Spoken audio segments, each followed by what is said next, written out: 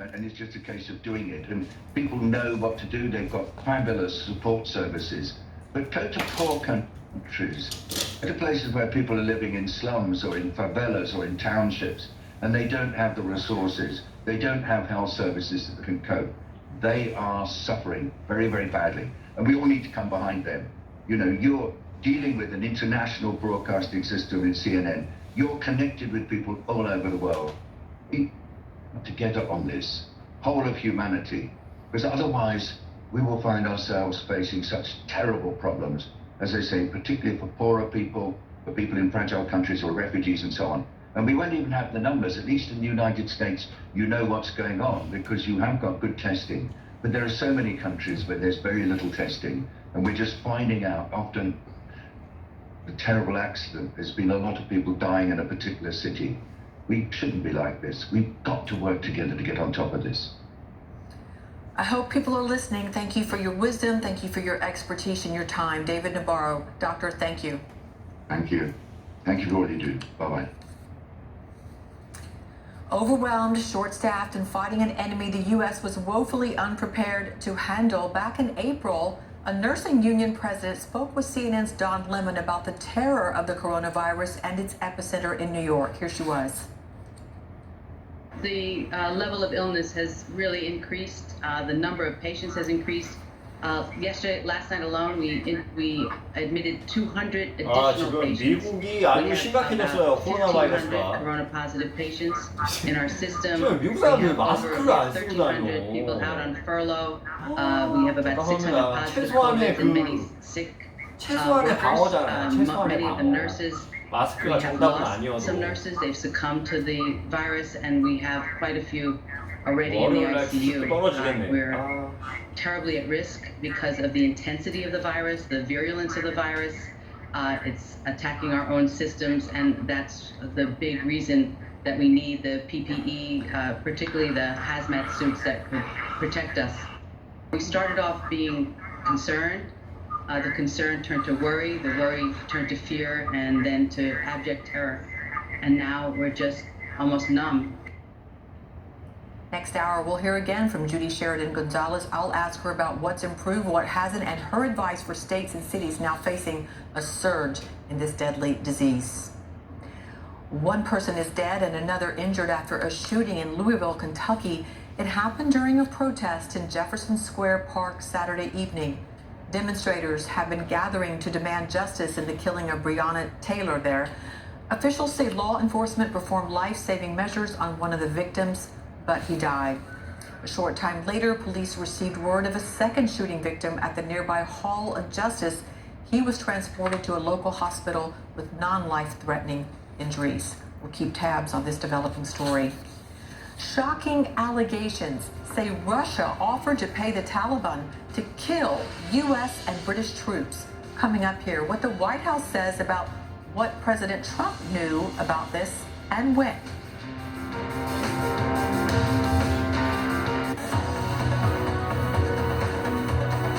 Inside Africa, in association with Zenith Bank. Here on Rodriguez Island, the art of octopus fishing is a profession that's been perfected by women. With many of the men out at sea on deep-sea fishing boats, the daily task of trawling these shallow waters along the ocean's edge falls to fearless ladies like Misalette. From the mid-1990s to the mid-2000s, Rodriguez saw its annual haul of the marine creature cut by more than half, from 800 tons to just 300. In June and July of 2012, the first temporary closure on octopus fishing was enacted. At that time is when octopus just come back to the reef to be able to reproduce. The idea was simple: allow the octopus time to reproduce and grow. The impact of that first closure was felt immediately, and the octopus population rebounded, keeping alive an industry that many of the fishermen's wives rely on. And since there, we have got octopus closure every year, and it has worked out, coming from 300 ton to 601 ton, and we are very proud of that. banking in Africa, think Zenith. In today's fast-moving, fast-changing world, you need a financial partner that understands your unique expectations. A bank with presence in major financial centers across the world, with the enabling platform to facilitate seamlessly, whenever, wherever, however. A bank with best-in-class financial solutions from a superb combination of technology and human touch for easy, fast, and secure banking that creates real value. Turning dreams into reality is now in your hands. People, technology, service. Zenith Bank, in your best interest. Our world has changed, and we know the future will be different. But where there's humanity and ingenuity, there's always hope. How can we work together and create opportunities today to make the world healthier, happier, and more sustainable tomorrow? Since 1851, World Expos have been the global platform, bringing together hundreds of countries and millions of people to exchange ideas, explore possibilities, and inspire meaningful change. In 2021, the next World Expo will be in the UAE, one of the most dynamic and future-focused nations on Earth. Expo 2020 is already collaborating with individuals and nations, startups and multinationals, supporting and inspiring solutions to some of the most pressing issues of our time. Because together, we can all create a brighter future. 힘들어. Transforming business. Transforming communities. Dangote transformational projects. Transforming Africa. Let's confront America's deep divide. Together. I'm Don Lemon. Join me for my new podcast, Silence is Not an Option. Listen on Apple Podcasts or wherever you get your podcasts. The Kremlin and the White House are responding to shocking new reports about the war in Afghanistan. A European intelligence official tells CNN Russian intelligence wanted to see U.S. and British forces die in the conflict, and it offered cash to Taliban fighters as rewards if they killed them. The White House is not denying the reports, but it is denying President Trump and Vice President Pence were briefed about it. That clashes with the New York Times, which first reported this story. It says Mr. Trump was told about the intelligence in late March. Russia and the Taliban both are denying the report. International security editor Nick Payton-Walsh is tracking this stunning story for us from London. Good morning to you, Nick, and what more are you learning about it?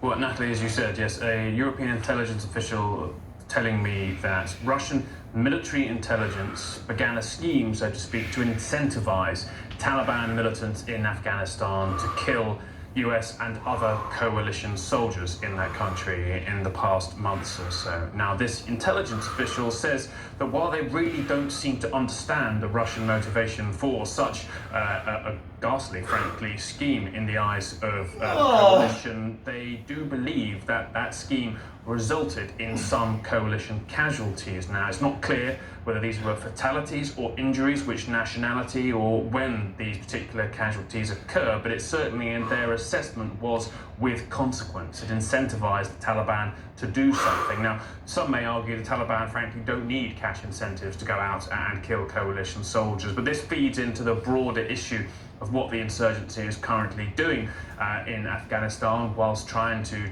perhaps strike a peace deal, waiting for prisoner exchanges, yet still continuing violent attacks on the battlefield. The Taliban have said that this is not anything they've had something to do with. They say they don't need foreigners giving them instructions as to how to continue their activity. The Russian embassy in Washington has used the hashtag Blame Russia, saying they have nothing to do with this at all. The European intelligence official has called this particular tactic callous, reprehensible and shocking, and too, so that they are bewildered quite exactly what Russia's motivation here might be.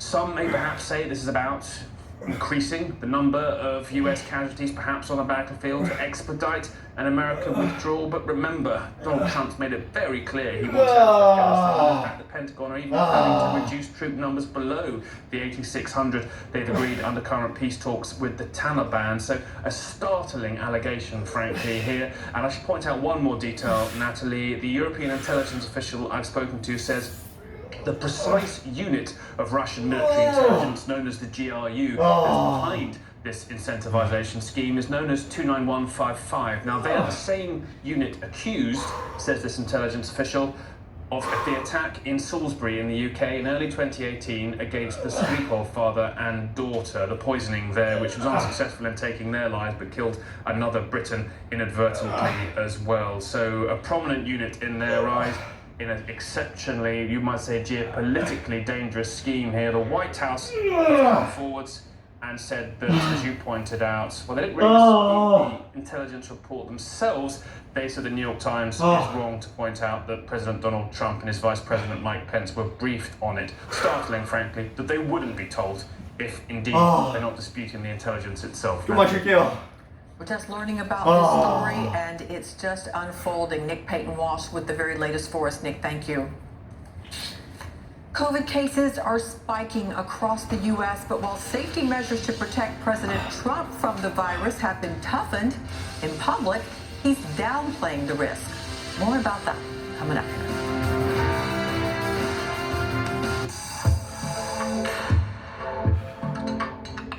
Innovate Africa, in association with Dangote Transformational Projects. In easier times, the Nigerian metropolis of Lagos is awash with activity. Much of the country's youthful population are under the age of 25 and are social media savvy. This is my YouTube play button, and YouTube gives this to creators after they hit 100,000 subscribers. For some, it's a form of entertainment. For others, it provides a serious business opportunity. Work equals money, and the more I put out, the more I stand to earn. My niche is beauty and lifestyle, and I have presence on all the major social media platforms. Social media and people's understanding of it is a continually evolving process that brings any number of challenges. It's also anticipating that a lot of people misunderstand this line of work. They don't understand the amount of work that goes into it. Tonight, former National Security Advisor John Bolton joins Jake to discuss the fallout from his explosive new book, plus why he hopes the November election will end the Trump era. State of the Union, tonight on CNN.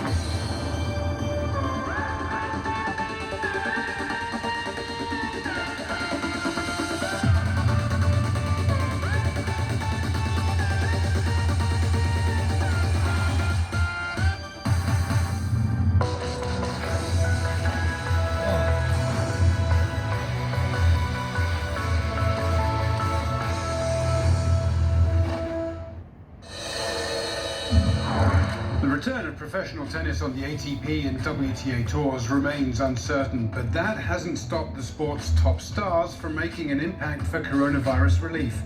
Ashley Barty and Pat Rafter joined healthcare workers in a game of helipad tennis atop the Royal Brisbane and Women's Hospital. The pair of Australian world number ones, past and present, later experiencing firsthand how the area's top COVID-19 treatment facility is handling the pandemic. A lot of people, a lot of unsung heroes that go unnoticed at the moment, who are doing a lot of work to keep us safe, to keep the community safe, and to keep things tracking in the right directions. You get to see the guys and girls behind there wearing what they wear and how intense that is for them being in that environment. It's pretty tricky. And, you know, as I said before, I'll say it again, we can't thank these guys enough for what they're doing. For more information on how you can help during this pandemic, go to cnn.com/impact. I'm Matt Rivers in Mexico City. This is CNN.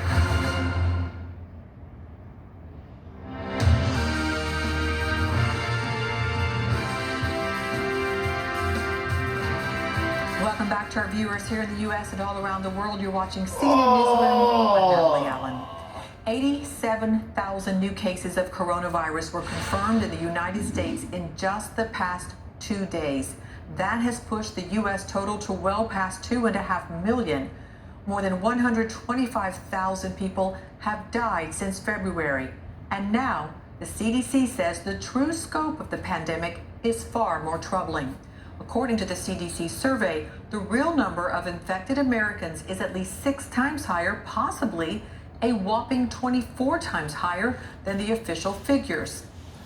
Despite those numbers, President Trump paints a rosy picture of the situation in public, but in private, there are tough safety protocols for those around him.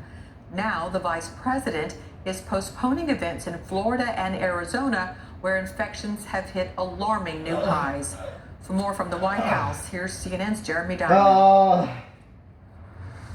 Well, as coronavirus cases are surging nationwide, President Trump in recent days has continued to downplay the severity of the crisis and insists falsely that an increase in testing is the reason why we are seeing these spikes in several states around the country. Of course, the truth of the matter is that while testing is increasing, the percentage of positive cases is also rising, which shows that this is not just about testing. But while the president has downplayed the severity of this crisis publicly, we know that the president has actually been concerned privately about his potential exposure. And with that, we have also seen the protective measures around the president, measures to protect him from getting the virus, have actually stepped up. In particular, every venue that the president enters is now being inspected for potential areas of contagion by security and medical teams. The bathroom that he may use during one of those events when he is traveling, scrubbed and sanitized thoroughly. And every individual around the president who comes into contact with him is also being tested.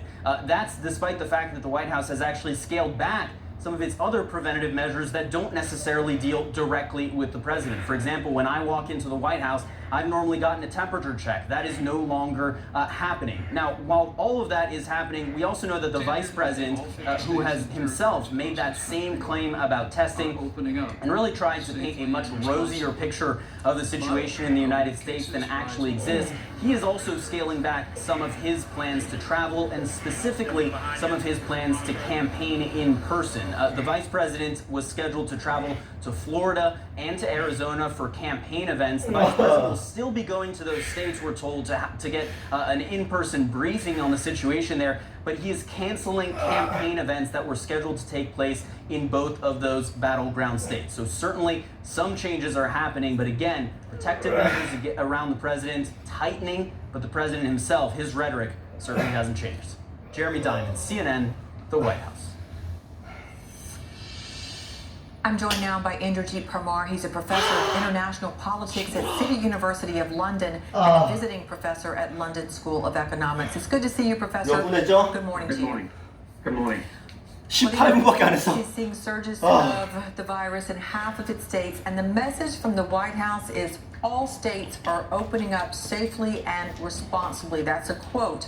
When 8 states have paused their reopening and 3 have seen a 50% increase in cases. What do you think of the rosy White House message that the vice president issued just Friday amid this real situation? It is quite puzzling in many ways to declare the exact opposite of what is actually going on. And it seems to be that there is either an underlying kind of view that the November election doesn't matter, that it's already lost, and they're just going to try to do as much as they can in terms of reopening the economy and so on. Or they have some other view, but it doesn't square with their health officials, the scientific expertise which is available to them, and the actual cases in states and counties now, which are increasingly Republican-dominated counties that went, I don't know, something like 60% towards the Republicans in 2016. So it is very, very deeply puzzling, but it suggests an underlying philosophy about how what government should do and shouldn't do as well. Right, President Trump has gone back on the campaign trail. He definitely wants to be at his rallies again. We know that the campaign reportedly removed stickers promoting social distance at that Tulsa rally. How will it look if President Trump continues to hold rallies at this time during a pandemic? Well, it shows that the president basically has a particular view, despite the fact that he is protected quite well himself, and people around him scream so that he's up there, because that would be politically the worst thing absolutely possible. But he wants to basically suggest that business as usual. There is no problem here. But he is going against the majority of the population, including the majority of Republican voters as well, who do not want America to be reopened and the risks to be increased. So he's actually now going against his own electorate, but he seems to be very secure in the knowledge that he's got a very loyal voter base, that they will turn out. And maybe what he thinks is that that loyalty will remain, and that in fact the kind of voter restriction measures which are being ramped up will reduce the turnout among others, that the mail-in ballot process may well be undermined by what he says is deep corruption, and maybe he will thereby, he believes, he may well just swing the election in November. Yes, that's an angle many people are watching. Well, the White House has not offered a unified plan for the country. The president talks about other issues more often than this pandemic. He's looking to overturn Obamacare right now. That was just announced. And now with his support lagging, as you say, since the protest also began over racist issues, how does he turn this around before November if he ignores the realities of this pandemic? I think that's the exact thing. I mean, Tucker Carlson on Fox News said it. He said President Trump effectively has been given two gifts this year. One is the pandemic, and the other is what you could call rioting and looting from the kind of right perspective. Both of those normally would suggest that the leader leads, pulls the nation together, develops a policy or a strategy of law and order and so on, and effectively rises above the fray to suggest that he is a unifying force who's going to bring peace and stability. President Trump has turned that into a penalty. The penalty is that actually the majority of people do not support his pandemic policies, and the majority of the people don't support his alleged law and order, or the police should be very tough on people and so on, and his displays of militarism when he left the White House to go to a church for a vote opportunity. So I don't see how he squares it. The only thing I can think of is he believes that November is somehow already in the bag, or he doesn't care, because his worldview is the government shouldn't be doing very much in regard to ordinary people in any case. It should really only look at the stock market indexes, and it should try to reopen the economy and reduce the unemployment figures. But it doesn't make any real sense to me at this time, I have to say. It's doing the exact opposite of what one would expect. And I want to ask you, as a professor of political science, can you recall in the history of the U.S. when a president has kind of looked the other way during a national disaster that we're seeing? I don't think I can. National disasters are just that. And the president is the only figure who's elected on a national basis. So what we have is the only kind of national representative of the American people who has decided that, in fact, government need not take any responsibility. He personally doesn't need to take responsibility. Only the states should be doing it. And that suggests that a kind of worldview which is deeply self-centered. It's kind of what Stephen Bannon called the deconstruction of the administrative state.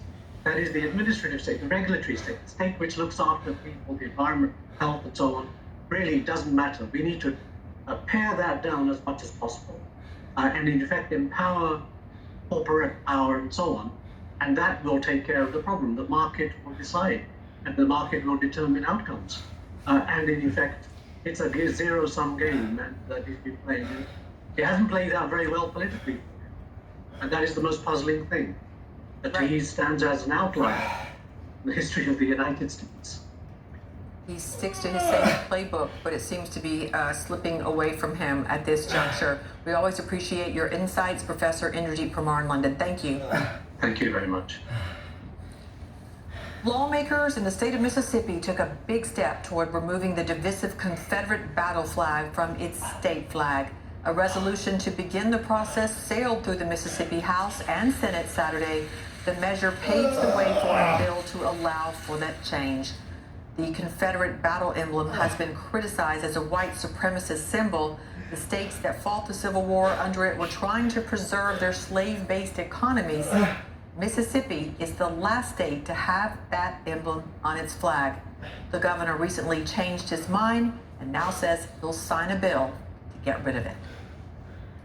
The great-great-grandson of Confederate President Jefferson Davis, Bertram Hayes Davis, spoke with CNN on Saturday saying he supports that move. It does not represent the entire population of Mississippi. It is historic and heritage related. There are a lot of people who look at that way, and God bless them for that heritage. So put it in a museum and honor it there, or put it in your house. But the flag of Mississippi should represent the entire population. And I am thrilled that we're finally going to make that change. Mississippi lawmakers have been weighing the removal of the emblem amid recent protests for racial justice. Looks like it's going to happen. Next here, come on in, the water's fine, but beaches in Spain are being monitored closely for potential COVID surges. We'll have a live report for you about how they're going to monitor that right after this. The prosecutor investigating the president's friends fired. 3 inspectors general investigating the Trump administration fired. Michael Flynn, Roger Stone. The Department of Justice steps in. Roger Stone has a very good chance of exoneration, in my opinion. Donald Trump and the law after impeachment. I'm actually the chief law enforcement officer of the country. Jake Tapper investigates. CNN special report, Trump and the law, Monday on CNN.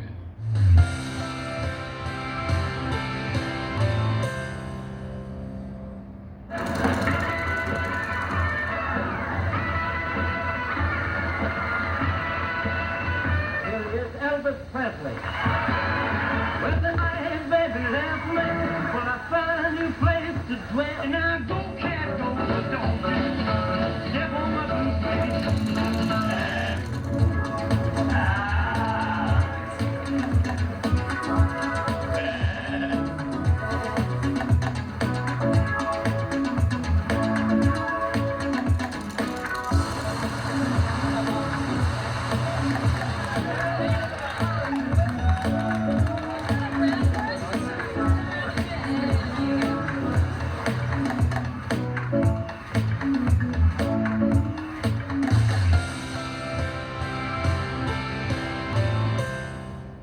Coronavirus is affecting an entire country, the world. Are we ready? In the beginning of outbreaks like this, nobody knows what's happening. We're determined to keep reporting the story. That's not working, because that seems to be what worries me. No, because we're ready for it. These are the moments where our humanity really does shine through. That's the hardest part. It's heart-wrenching. Dr. Sanjay Gupta, CNN.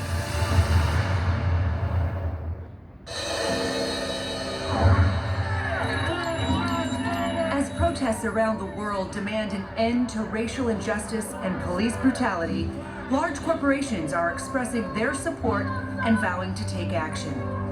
UPS is pledging $3.2 million to support organizations advocating for education and social justice for African Americans, and engaging its employees by dedicating 1 million volunteer hours in underserved Black communities. I can't breathe. YouTube is committing to a multi-year $100 million fund that will develop and amplify the voices of Black creators and artists through original, historical, and educational content. And PayPal announced a $515 million fund to stimulate the growth of Black and underrepresented minority businesses through grants and investments. For more information on how you can help fight racism and injustice, go to cnn.com/impact. When I take you now to Spain, they're seeing a step back in the fight against coronavirus as the country reports 8 deaths Friday.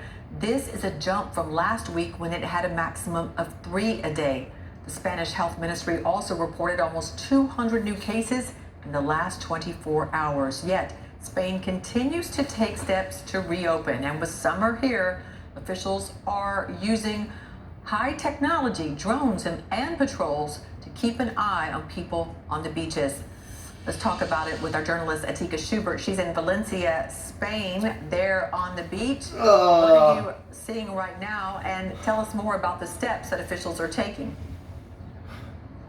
Yeah, it's all part of the new normal, as the Spanish government has it, that yes, we can go outside, yes, we can start to begin normal activities, but with precautions. And here at the beach, these are just some of the precautions they've got up on a sign here. Basically, it says, you know, the groups under 20 people, try and keep 2 meters apart. There will be constant disinfections of the area. In fact, what we saw a little while ago was, I'll bring you over here and I'll show you at the beach, there was a guy spraying in this area where people wash the sand off their feet, also spraying a lot of the showers and all of the beach loungers here. So that's just some of the measures that they're doing. In addition to that, they're really trying to control access to the beach. And what they have here, they have volunteers from the Red Cross, for example. They also have police patrols. And what they're trying to say is, listen, we need to keep people moving in one direction here and coming out this direction here. It's all about trying to keep those crowds organized and keep them into a sort of a way that they can at least space themselves out. As you can see, this beach is pretty big. It has a capacity to fit thousands.